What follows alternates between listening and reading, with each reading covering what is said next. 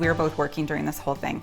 And I would go into work and people would say, oh, I heard that you're doing a reno, how's it going? And I said, do I look stressed out? Like, I'm totally not stressed out.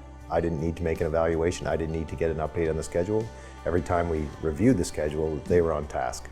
So easy to deal with. It was unbelievable. Because you were worried.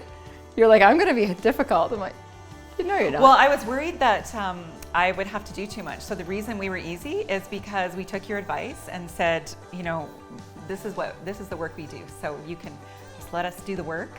And the biggest nightmare that people have with a reno, we didn't experience.